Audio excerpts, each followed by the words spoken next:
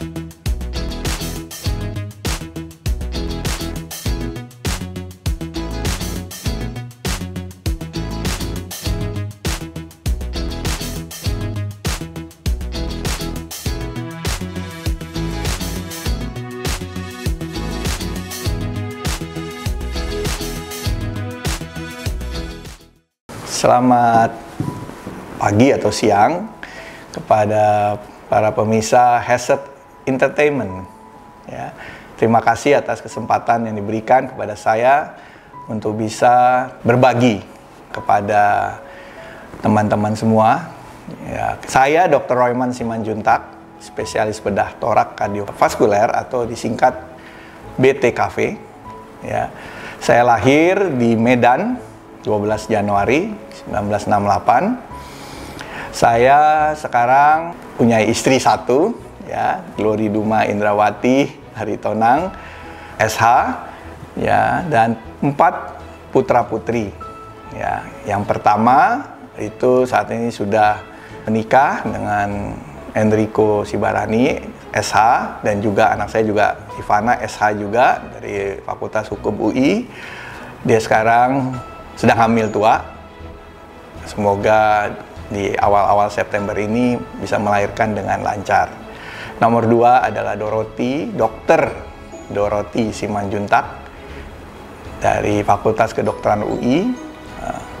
Dan yang nomor 3 adalah Joshua Jonathan Patuan, ya, sekarang koas di Fakultas Kedokteran Udayana. Mungkin tahun depan akan selesai dan menjadi dokter. Dan yang keempat adalah Emily Simanjuntak. Dia adalah mahasiswa Computer Science Universitas Indonesia. Kira-kira perkenalannya dari saya seperti itu. Ya, saya sekarang bekerja di Rumah Sakit Siloam Hospital, Lipo Karawaci, dan West Jakarta atau Siloam Kebunjeruk.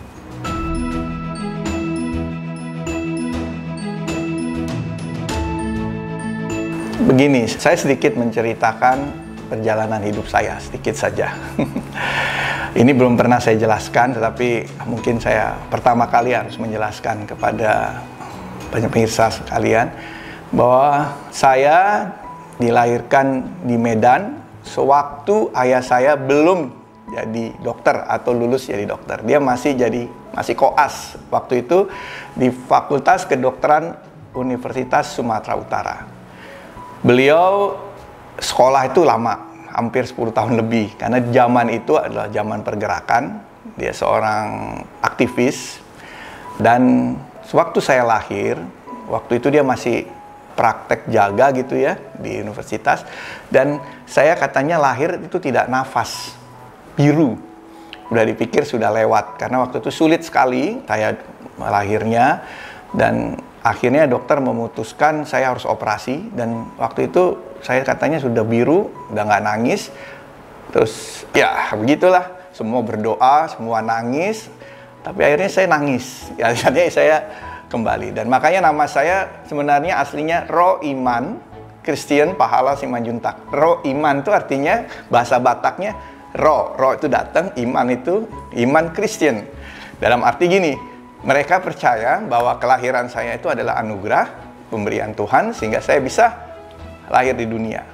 Dan ayah saya waktu itu masih mahasiswa kedokteran dan dia sangat ingin saya menjadi seorang dokter. Jadi foto-foto kecil saya waktu itu semua pakai jas putih, pakai stetoskop, dikelilingi oleh buku-buku kedokteran. Saya kurang tahu apakah itu mempengaruhi, tetapi dalam kehidupan saya memang dari SD, SMP, ya, SMA, saya tidak pernah berubah, saya ingin jadi dokter. Walaupun kalau lihat nilai biologi saya paling rendah. Tapi ya itu keyakinan saya. Dan saya jadi dokter, saya ujian, dan diterima di Fakultas Kedokteran Universitas Indonesia tahun 86. Itu merupakan satu anugerah dari Tuhan. Saya percaya karena itu merupakan satu awal perjalanan saya sampai saat ini. Oke. Dan setelah saya lulus kedokteran, saya melihat saya ini hidupnya terlalu enak. Dari kecil sampai mahasiswa jadi dokter itu di Jakarta, kota besar, dan ayah saya tuh sangat memperhatikan saya. Tapi saya putuskan saya harus kembali ke daerah yang terpencil yang saya tidak pernah tahu, yaitu kampung halaman saya sendiri, yaitu di Danau Toba, tepatnya Kecamatan Porsea. Nah, disitulah saya mengabdi. Waktu saya datang, puskesmasnya belum ada. Itu di satu tempat dulu belum kecamatan, daerah namanya Narumonda, ya, kecamatannya Porsea. Nggak ada listrik, nggak ada air. Ya, bayangkan saya dari Jakarta masuk ke daerah yang sangat-sangat terpencil dan saya harus mengabdi di situ dan tidak ada fasilitas yang seperti saya dapat di Jakarta.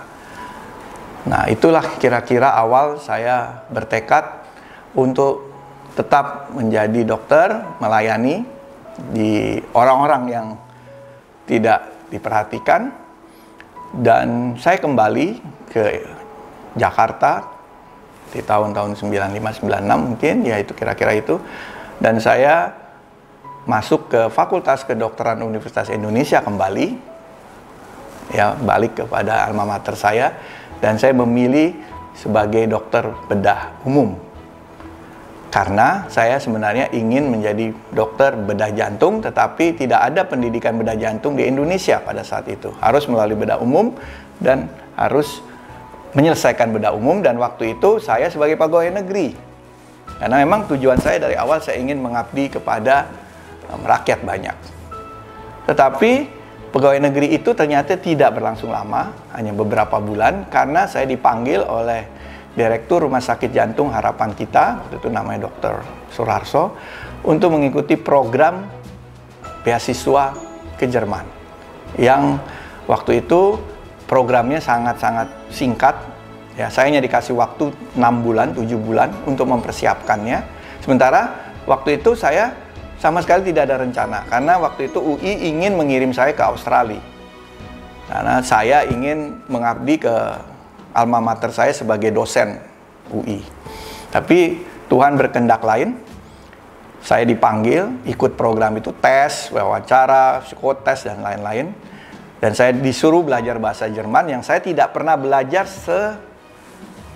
sedetik pun. Sampai sekarang nggak tahu apa itu bahasa Jerman. Tapi saya suruh belajar selama 6 bulan. Saya ambil les private dan Goethe Institute. Dan saya berangkat, jujur aja saya berangkat, tidak keluar juga uang sepeser pun, karena semua diurus oleh pemerintah. Saya sampai di sana Maret 98, ya. Terus terjadi kerusuhan Mei 98. Akhirnya saya tidak melanjutkan pegawai negeri saya menjadi murni swasta. Dan saya lanjut sampai selesai di tahun 2004 akhir. Dan detik saya selesai itu, saya harus balik karena saya tidak mau memperpanjang izin tinggal saya. Dan saya pulang ke Indonesia tanggal 31 Desember. Jadi saya bertahun baru di pesawat. 2005 saya mendarat di Indonesia dan welcome back Indonesia bagi saya. Dan disitulah awal mulai pengabdian saya. Yang memang saya tidak tahu Tuhan kenapa saya harus ke Jerman, tetapi saya saat ini baru mengerti kenapa saya harus ke sana dan apa yang bisa saya berikan untuk bangsa dan negara ini. Itu kira-kira kenapa saya memilih jantung. Tapi sebenarnya jantung ini karena juga saya harus jujur mengatakan bahwa ayah saya itu adalah dokter spesialis jantung.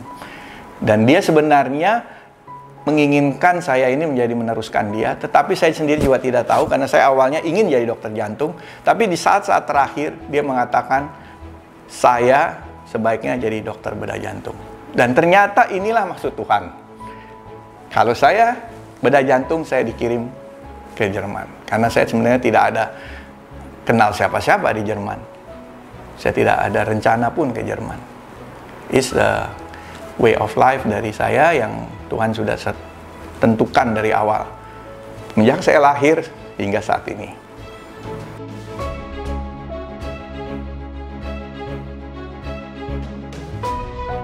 Oh ya, tadi saya udah jelasin kenapa saya ke Jerman ya. Tetapi itu merupakan sesuatu tantangan ya. Ternyata orang menganggap, kalau sekolah di Jerman tuh asik, bagus semua. Ya pokoknya enak-enak lah. Saya kasih tahu, sekolah di Indonesia lebih enak. Karena semua tertata. Ada semesteran, ada ujian, dan lain-lain. Di Jerman itu kita mandiri. Kita semenjak hari pertama masuk, kita udah dilepas. Nggak ada yang ngajarin kita, nggak ada yang bimbing kita.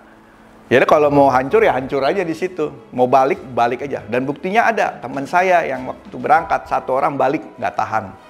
Dia balik ke Indonesia. Karena alasan lain. Jadi di Jerman itu sekolah itu adalah istilahnya magang. Kerja sambil sekolah.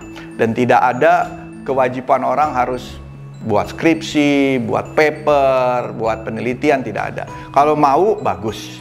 Dan mereka memfasilitasi. Makanya sekolah di Jerman itu ada yang namanya uniklinik, tapi ada juga yang namanya klinik atau Krankenhaus yang berafiliasi dengan universitas. Hampir semua rumah sakit yang mendidik spesialis itu dia harus mempunyai afiliasi dengan universitas di sana. Dan saya ketepatan Universitas Bochum, universitas yang salah satu yang tertua dan yang baik di Jerman. Dan saya ke sana dan saya dididik oleh seorang profesor yang the best di Jerman, yang mengoperasi Presiden Indonesia Profesor Rudi Habibie, yang akhirnya menjadi ayah angkat saya atau teman baik saya. Dan banyak lagi orang-orang Indonesia, ratusan ribuan orang Indonesia. Dan profesor saya itu namanya Profesor Rainer Kurfer itu sangat cinta Indonesia. Dia sudah ke Indonesia puluhan kali. Sayangnya dia sebenarnya ingin tinggal di Indonesia di Banda Neira, tapi karena kerusuhan Mei 98 akhirnya dia membatalkan karena daerah itu hancur karena kerusuhan. Sayang sekali. Tapi it's okay.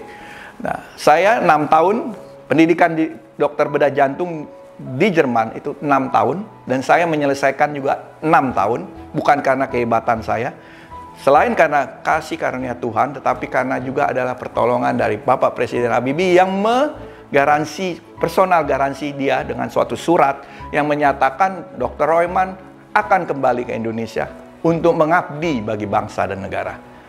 Beliau menulis surat itu dan itu saya pakai untuk bicara dengan pemerintah, profesor, bahwa saya harus balik. Makanya benar-benar di 6 tahun saya harus ujian. Karena waktu di sana orang Jerman sendiri paling cepat tuh 8-10 tahun baru boleh ujian. Tapi karena saya harus balik 6 tahun dan Profesor Rainer Kurfer itu adalah direktur utama dari rumah sakit saya. Dan dia mempunyai, ya kalau orang di Jerman tuh profesor tuh kayak dewa. Apa kata dia A ya A. Ya, dia ngomong, Dr. Royman harus balik 6 tahun.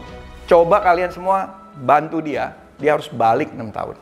Dan disitulah saya benar-benar disupport habis oleh semua tim Profesor Kerver, sehingga saya ujian 6 tahun.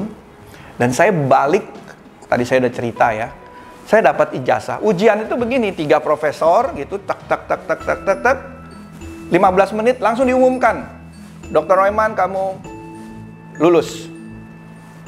Nih ijazahmu. Jadi di Jerman tidak ada wisuda, tidak ada seremonial.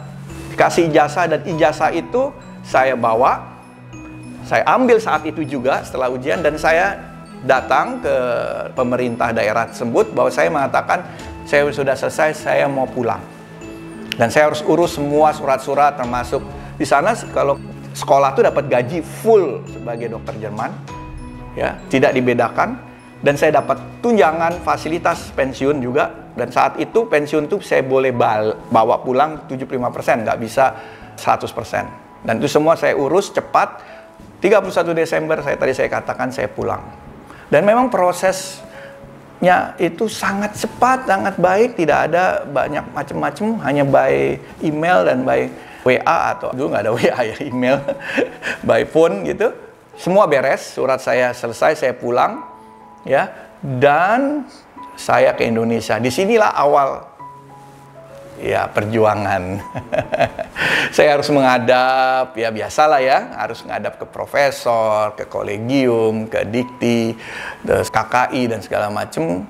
Tapi ya puji Tuhan, karena memang saya punya hubungan baik. Nah, walaupun saya di sana 6 tahun, tapi saya sering berkomunikasi, dan akhirnya saya mengalami proses walaupun cukup lama, hampir 6 bulan, ya, tetapi semua lancar, ya, dibantu oleh semua. Waktu itu ada Profesor Prohito, Paul, banyaklah orang-orang yang lulusan Jerman juga yang membantu saya, sehingga saya bisa adaptasi hanya 3 bulan waktu itu di Rumah Sakit Jantung Harapan Kita.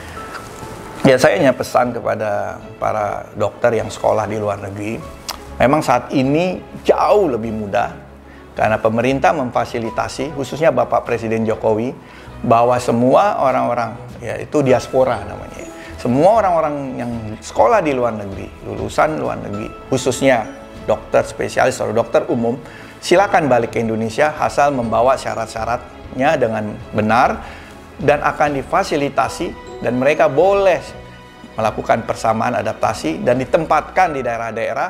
Bahkan berita yang terbaru bahwa dia dikasih insentif.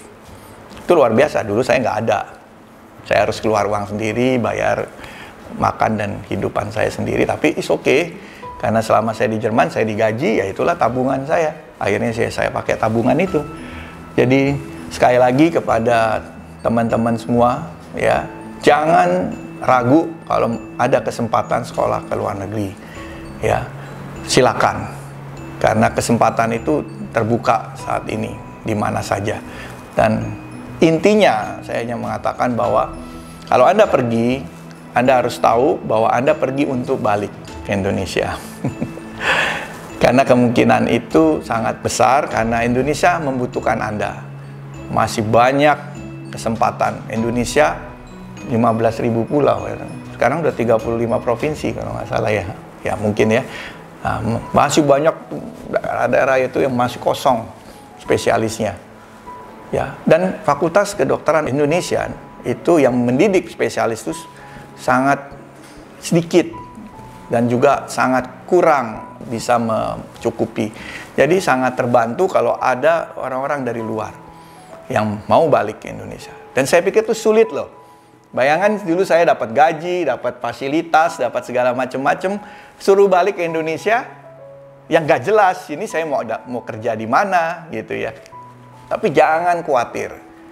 Ya, kalau Anda punya niat baik dengan pertolongan Tuhan, pasti buka jalan. Dan tidak pernah, ya janji Tuhan, tidak pernah ada orang yang niatnya baik akan tertelantarkan oleh Dia. Siapapun agamanya atau rasnya, apapun tidak ada. Karena dokter itu suatu pekerjaan yang mulia. Dia menolong nyawa orang.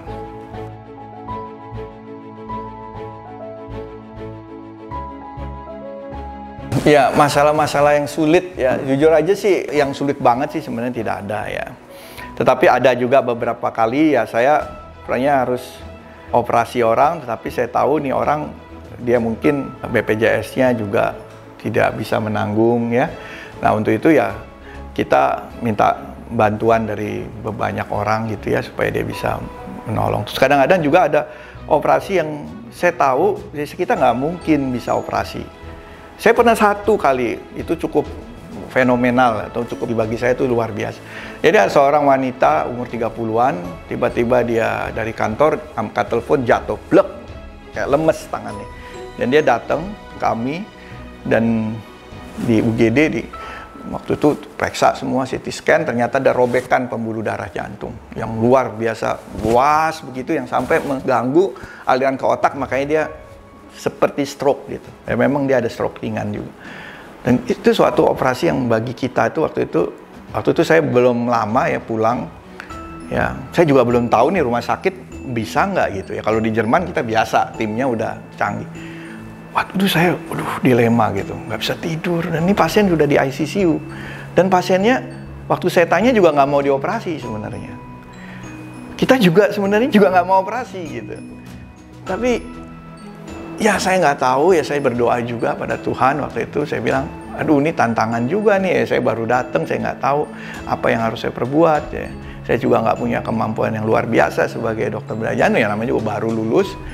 Nah, terus saya ngomong sama senior saya, ya, saya panggil dia. Waktu itu senior saya masih belum bersama-sama, tapi saya udah kenal baik. Dan saya ngomong sama tim saya, dokter bius saya juga sama-sama saya baru kenal juga. Kita sama-sama juga belajar, mulai, dan dia juga sudah lulusan juga dari luar dan adaptasi baru juga pulang. Tapi saya luar biasa, saya yakini, ya itulah namanya campur tangan Tuhan tuh tidak mungkin bisa kita abaikan. Pasiennya itu suatu saat malam dia merasa diberikan kekuatan oleh seseorang dari mimpinya dan dia mengatakan saya mau dioperasi. Lalu saya bilang, Bu, kita lagi memikirkan ibu untuk kirim ke rumah sakit lain yang lebih mampu. Tidak, saya mau dioperasi. Apapun hasilnya, saya mau dioperasi. Nah itu kadang-kadang suatu hal yang sulit bagi kita seorang dokter. Kita tahu kita punya keterbatasan, tetapi pasien yang mau. Dia percaya sama kita. Dan akhirnya kita operasi dan luar biasanya operasinya berjalan dengan baik walaupun 12 jam, rumit karena pembuluhnya harus diganti dan segala macam, dan jantung harus berhenti dan mesin harus berhenti. Jadi otomatis pasien itu hidup tanpa apa-apa. Darah tidak ada, kira-kira 30-40 menit. Secara manusiawi matilah, nggak ada darah, nggak ada mesin yang nggak jalan, karena operasinya pakai mesin untuk menggantikan fungsi jantung. Tapi setelah operasi pasiennya bangun dan tidak ada komplikasi sedikit pun. Dan bisa pulang dengan baik. Dan sampai saat ini, itu sekitar sudah dari 2006 ya, 2007 sampai sekarang dia masih sehat. Nah kadang-kadang kesulitan itu, makanya saya bilang nggak ada. Sebenarnya sih sulit tuh kita yang buat sulit, tapi sebenarnya kalau kita percaya bahwa Tuhan itu mampu bekerja bersama kita. Ya, kedua mungkin waktu awal-awal jujur aja, ya tabungan saya waktu itu sudah mulai habis ya. Karena ya nggak ada operasi yang banyak di sini. Ya beda lah dengan di Jerman, tapi di sini tidak ada. Apalagi swasta loh. Swasta itu yang rutin operasinya zaman saya itu belum ada. Ya, nggak seperti sekarang ya di Siloam kita rutin ya 5 atau 6 seminggu. Tapi dulu tuh belum. Mungkin sebulan hanya 2. Ya Pak, pendapatan dari mana? Ya tapi ya itu tadi. Ya tabungan, ya waktu itu saya jujur aja juga orang tua ya malu juga ya minta ke orang tua. Saya tuh udah anak 4, ya harus sekolah, ya tahulah sekolah di Indonesia harus bayar, di Jerman gratis, dapat uang lagi dari pemerintah. Itu sangat yang sulit waktu itu. Saya tuh agak frustasi, aduh mau balik lagi ya ke Jerman. Enak ya di Jerman, dapat gaji, dapat tunjangan, ya dapat pensiun gede, ya. Tapi kok di sini kok begini ya Tuhan, saya bilang. Kok begini ya? Nah, itu sebenarnya salah satu masalah waktu itu cukup frustasi saya di tahun-tahun pertama, kedua. Saya harus sewa rumah dan sekarang rumah saya, ayah saya jauh di sana, saya di sini. Saya harus sewa rumah selama 2 tahun. Ya. Jadi mimpi-mimpi indah itu sebenarnya ternyata nggak ada. Pulang ke Indonesia saya harus berjuang. Tapi ya gitu. Saya tidak pernah, itu kuncinya. Ya, saya bukan pendeta, saya bukan orang rohaniawan, tapi saya percaya gitu. Dokter itu adalah perpanjangan tangan Tuhan. Dan dia tidak pernah akan miskin atau kelaparan. Tuhan pelihara. Nah, ini yang saya pegang. Jadi nggak ada kesulitan waktu itu karena saya pegang itu. Sebagai manusia ya saya kadang-kadang frustasi, kadang-kadang saya suka malam tuh suka diem gitu. Aduh, nggak ada lagi pasien, ya nggak ada lagi operasi. Saya dulu sehari 3 operasi jantung di Jerman, ya dari pagi sampai malam. Ya tapi di Jerman saya di praktek tuh kadang-kadang lewat pasien, ya orang, pasien datang, ternyata tidak, lewat ke sebelah. Coba ya, bayangin ya, itu frustasi loh, tapi it's okay. Ternyata Tuhan mempersiapkan itu. Hingga sampai saat ini, saya bukan dokter yang hebat, ya, tapi saya yang bekerja, ya, menolong yang bisa saya kerjakan. Kira-kira itulah intinya. Kesulitan ada, tapi dalam Tuhan kita lalui, ya, dengan agak berani lah, gitu. Tuhan yang menyelesaikannya.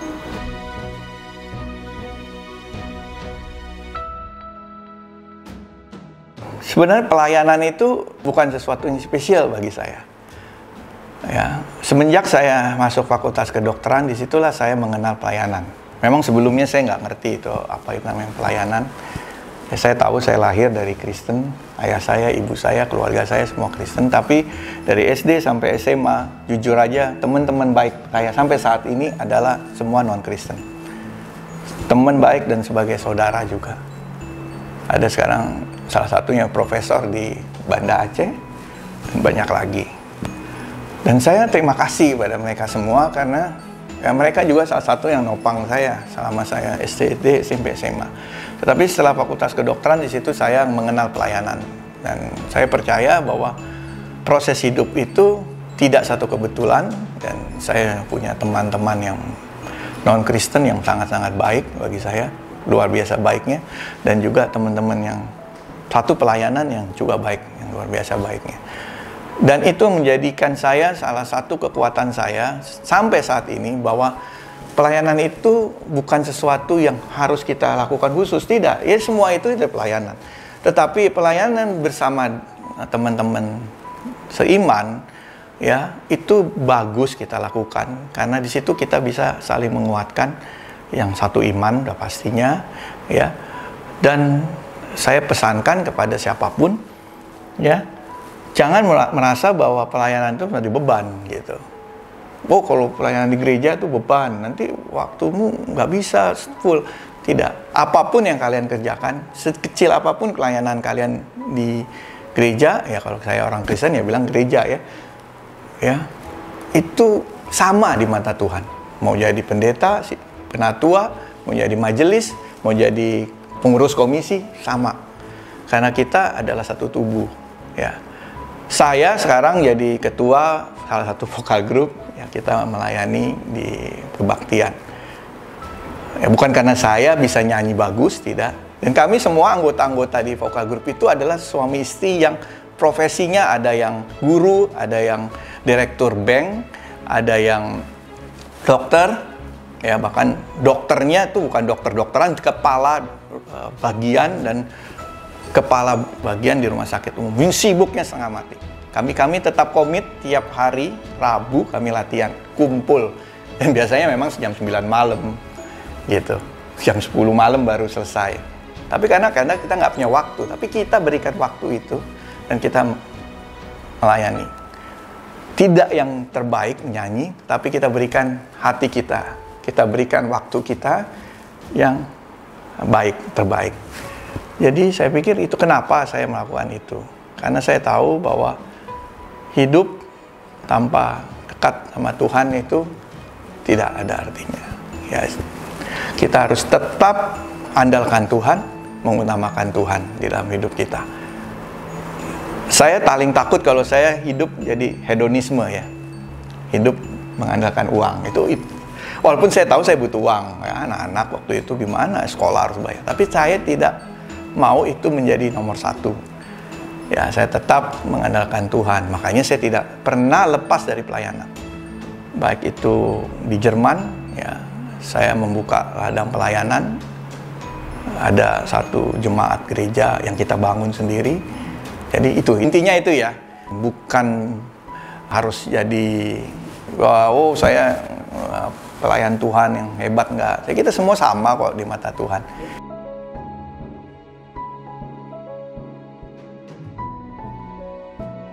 Ya, tips sehat itu banyak banget ya. Saya juga mau mengulangi lagi yang sudah pasti udah pada tahu, tapi saya hanya mau ngasih tahu bahwa penyakit jantung dan pembuluh darah itu adalah yaitu satu-satunya pembunuh yang terbesar di Indonesia. Jadi hampir 30% lebih ya, atau 1 dari 4 kematian itu karena penyakit jantung dan pembuluh darah. Penyakit jantung dan pembuluh darah itu apa? Jantung kita sudah tahu nomor 1 adalah penyakit jantung koroner yang menyebabkan serangan jantung mendadak, kematian mendadak. Kedua adalah stroke, itu juga penyakit pembuluh darah karena ada hubungan antara jantung dan otak. Ini hanya dipisahkan leher. Jadi kalau Anda merasa ada sakit jantung, jangan lupa periksa penyakit yang ada di otak, pembuluh otak dan lain-lain. Ketiga adalah pembuluh darah di kaki ini. Ya. Karena bisa Anda tidak mati karena serangan jantung, tapi Anda bisa mati karena komplikasi dari penyakit ada di pembuluh di kaki. Akhirnya pasien diamputasi, infeksi, jadi nggak sembuh-sembuh. Jadi kalau tips dari saya mengenai penyakit jantung dan pembuluh darah adalah jaga pembuluh darah Anda. Itu ibarat pipa air itu ya. Kalau kalian rajin merawatnya, dia tidak akan berkarat. Tapi kalau Anda tidak pernah merawatnya, pembuluh darah Anda akan berkarat atau menebal atau menyempit. Itu yang menyebabkan stroke, serangan jantung, dan amputasi. Itu satu. Nah, bagaimana menjaganya? Pembuluh darah itu tetap baik, jantung itu juga tetap baik, adalah pola hidup sehat. Ya, pola hidup sehat itu sudah banyak saya bahas juga di konten Royman BTKV Channel. Jadi intinya adalah makan sehat, ya, cukup olahraga, cukup istirahat, ya, makan obat teratur, rajin medical check up, ya. Saya nggak bilang manusia itu robot atau benda mati. Mobil aja kita check up 6 bulan sekali. Kalau enggak ya mungkin mogok ya. Apalagi jantung Anda, apalagi badan Anda, pembuluh darah Anda. Ya. Nah, sekarang tren ya. Tren ini sekarang makanan sehat kita ngomong. Ya, hidup sehat itu orang menghindari ya zat-zat kimiawi ya atau polusi udara ini. Ya semuanya natural. Ya, kalau bisa ya makanan juga, makanan yang natural, herbal, jamu, atau yang sekarang lagi dikembangkan fitofarmaka, ya. Karena semua kandungan obat itu pasti ada zat kimianya. Tapi bukan berarti obat itu tidak baik. Obat itu baik karena dia dilakukan penelitian, dilakukan riset, ya. Ya. Nah, kitanya kurang ini adalah di natural ini dilakukan riset-riset bahwa bahan-bahan yang ada di alam ini, natural atau herbal ini semuanya kan zaman dulu juga kita makan itu. Nenek moyang kita, orang tua kita, kakek buyut kita kan makan herbal. Dan dia bisa umur panjang, bisa sehat. Jadi saya menghimbau kepada kita untuk belajar kembali apa itu makanan sehat, jamu, herbal, ya. Minuman sehat, ya berarti minuman-minuman yang dari buah-buahan yang alami. Dan juga kita harus tahu yang sehat itu atau yang benar itu yang bagaimana. Jangan asal beli atau asal minum, makan gitu ya. Yang kita nggak tahu jamuannya ini atau herbal ini ternyata dicampur oleh zat-zat yang berbahaya.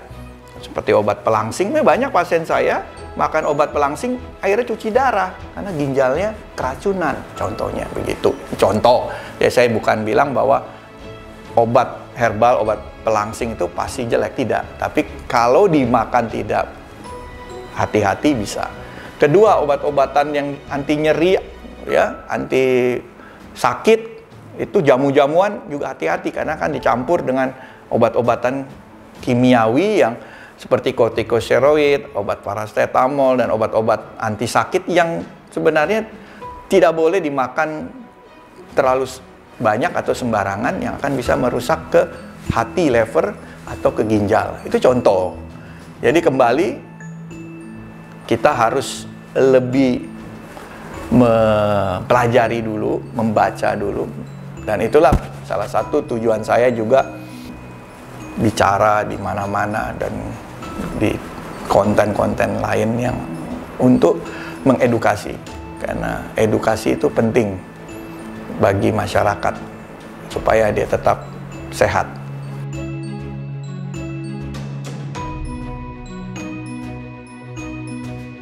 Tadi sudah panjang, tapi ini juga tidak kalah pentingnya yang saya bicarakan ini, khususnya kepada generasi muda yang saat ini sangat luar biasa, ya. Karena anak-anak saya juga tadi saya ceritakan, mereka adalah anak-anak yang terdidik dengan baik, ya. Saya harapkan kalian ini menjadi seorang anak-anak muda yang jangan menghilangkan idealisme kalian, ya. Mimpi-mimpi kalian, ya, bermimpilah setinggi-tingginya, ya, gitu ya. Dan Bung Karno juga bilang, ya, kalau saya bisa ngumpulin anak muda aja berapa orang, saya bisa merubah dunia ini. Jadi anak muda itu penting. Dan khususnya kepada murid-murid saya, adik-adik saya yang masih sekolah jadi dokter atau yang sudah jadi dokter spesialis, BTKV yang hebat-hebat yang saya kagumi. Jangan lupa untuk memperhatikan rakyat-rakyat miskin, ya, yang begitu banyak di Indonesia ini yang membutuhkan pertolongan kalian. Murid-murid saya, ya, yang sekarang masih galau, ya, mau jadi dokter atau menjadi pengusaha nerusin bapaknya, coba kalian pikirkan berapa banyak orang yang sudah berkorban untuk kalian. Pasien-pasien, teman-teman kalian, dosen-dosen kalian, itu berkorban hanya untuk kalian supaya kalian menjadi dokter yang baik. Jadi kalau kalian setelah jadi dokter, tamat, di wisuda, terus besok jadi pengusaha, pikirkan lagi. Bukan yang nggak baik ya jadi pengusaha, tapi pikirkan kembali. Mungkin jauh lebih banyak yang kalian bisa kerjakan kalau Anda menjadi dokter, khususnya menolong orang. Dan juga bagi ya rakyat, ya, atau masyarakat Indonesia, tolong doakan kami dokter, ya, khususnya yang banyak kerja di pelosok-pelosok di daerah-daerah, ya, mereka itu sudah berjuang, sudah meninggalkan keluarganya, sudah meninggalkan mimpinya mungkin, itu perlu didukung, ya, perlu diperhatikan, perlu disupport. Itu khususnya itu para orang-orang terhormat di DPR itu, ya, Komisi 9 yang saya tahu mereka juga memperjuangkan, tetapi lebih fight lagi, lebih perhatian lagi, ya, bahwa kesehatan Indonesia sudah tertinggal dari negara-negara tetangga, Singapura, Malaysia, bahkan Vietnam. Kita harus berjuang kembali, kita bangkitkan lagi kesehatan Indonesia supaya menjadi terdepan di kawasan Asia Tenggara, bahkan di dunia. Terima kasih untuk Headset Entertainment yang memberikan kesempatan ke saya yang sangat berharga ini. Kiranya Headset Entertainment semakin maju, semakin dipakai Tuhan untuk melayani. Dan saya percaya apapun yang kita perbuat, sekecil apapun, pasti ada manfaatnya. Salam sehat dari saya, Dr. Royman Simanjuntak.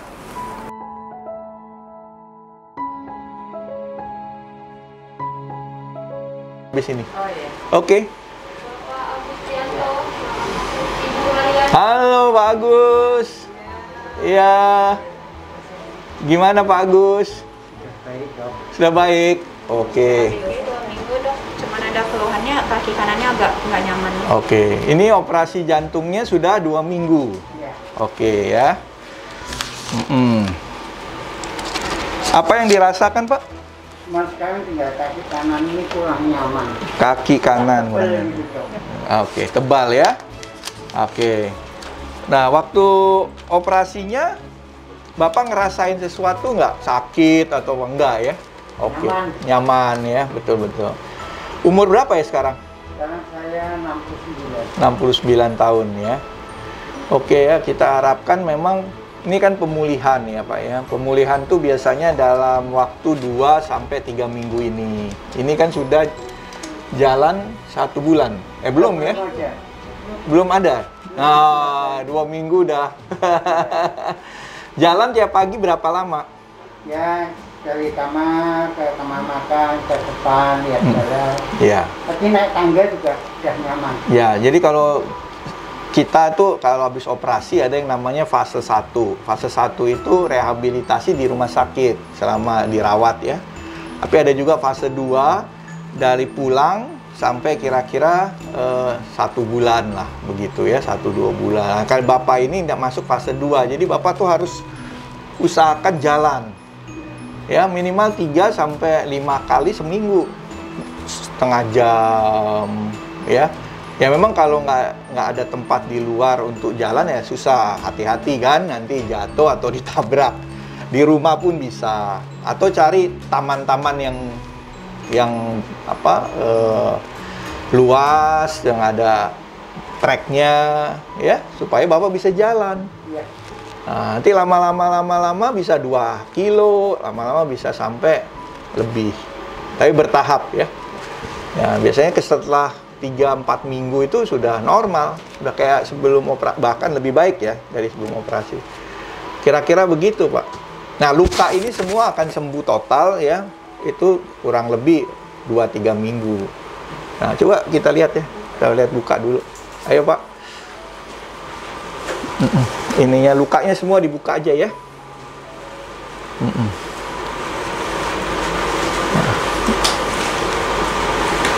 Iya.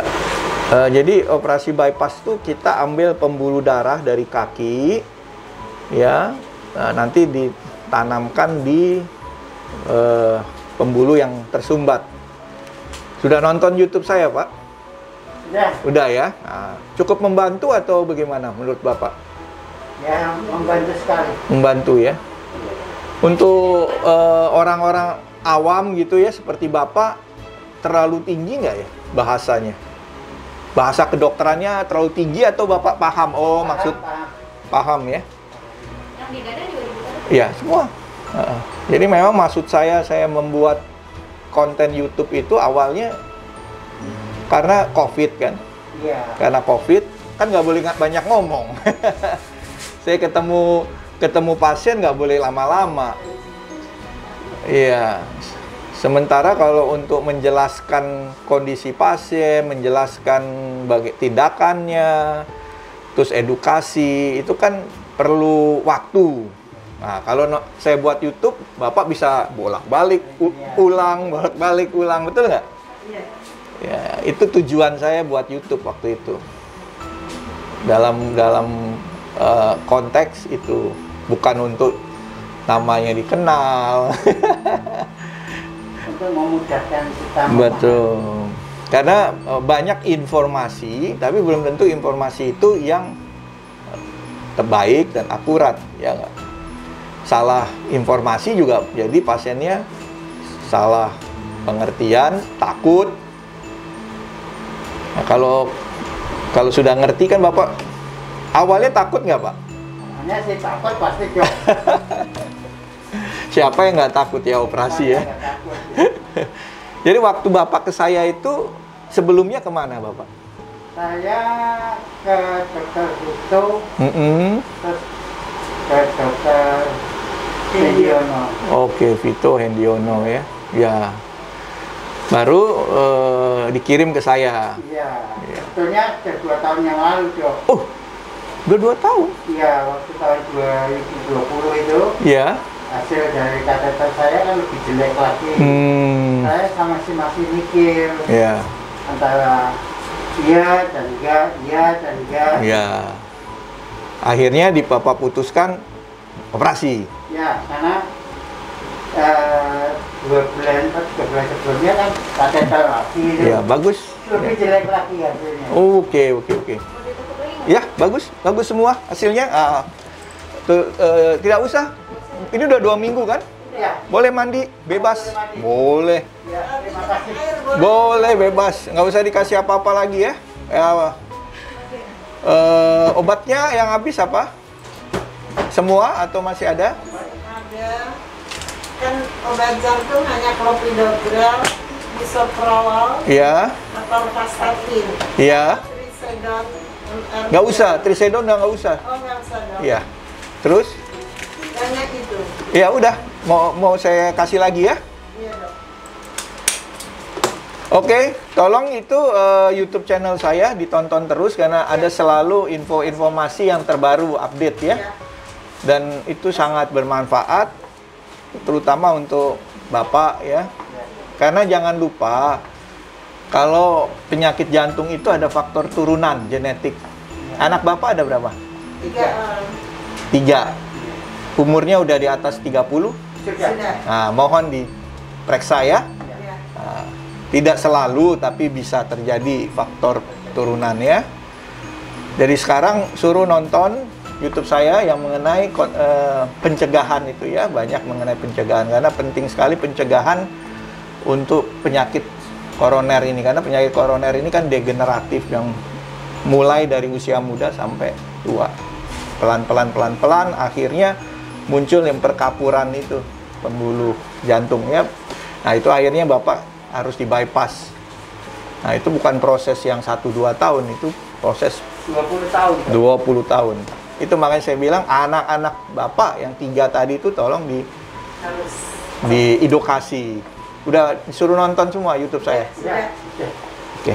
Terima kasih ya. Subscribe juga sudah. Ya, makasih Ibu. Terima kasih sama-sama. Ya, itu semua kan bukan untuk saya, untuk masyarakat semua. Betul.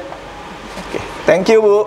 2 minggu lagi ketemu ya. Oh ya, terima kasih banyak dokter. Ya, terima kasih ya. Terima kasih dok. Yo, Tuhan memberkati ya.